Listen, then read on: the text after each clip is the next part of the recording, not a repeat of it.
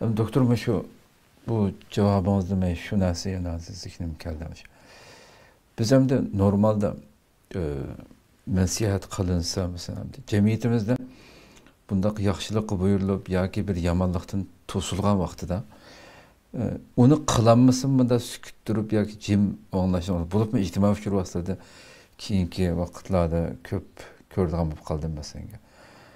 Shu voy damollam bo'lib ketdi deb masalan u nasihat qilg'uvchini damollam bo'lib ketdingmi deydigan yo bo'lmasa sen bilan meni birga o'yga qo'yam degan shaklda darhol javob qaytara oladigan holatdanki ko'p shakllanib qolganligini his qilyapmiz. Bu hamda amaliyotda bir cemiyetni haqiqiy cemiyet qilib turdig'ini aşı cemiyetda mavjud bir nazorat.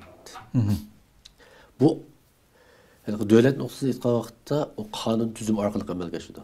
Xo'sh. Ammo bir jamiyatga xalqning o'zining ichidagi axloq tushunchasi ko'zga ko'rinmas bir jamoat nazoratini paydo qildi. Mesela bizde Uygur cemiyetinde bu aynı vakitte bizim yeterli bu bağdı. Xo'sh. Mesela bir cemaat bir bunda kımala mesela bir mahallede bir kımavaz olsa değil. Mescidin cemaati ki çoğunluğu girip da kıma maaşını ve kıma oynaması ne mi karan diyemeydi. Şu. Eski. Tamam. Arak içmezse ne mi karanlar üzerine pulu içtim diyemeydi. Gerçi kiyin devamlı kılsın ve hiç olmasa şeyde boynunu tüven tutup Tamam. vay makuldan vallahi biz hata yaptığımız ben tüzde deyittim. Yani kobul kıtkan bir nesiydi.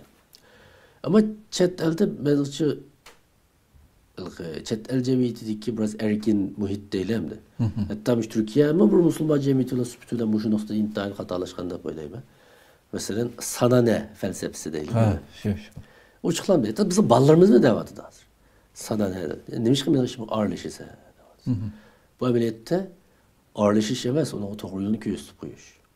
Şu. İnsanlar özünün şu tutuvatkan yolunu hata yol yoki nachar yol ekanligini biladi. Shular boshqalarning tanqid qilishini beram bo'ldi. Shular amallar o xil sadoni anglamaychi, quliqamda bir itaychi deb. Hozir shu yo'lni tanlayapti. Menimcha bekroq muhim ta'sirining birisi shu chet eldan qarasa, haq diyalaydi ya, medialarni ko'ryapmiz. Mesela ularning nima ishi bizlar. Men bu yo'lni tanladim.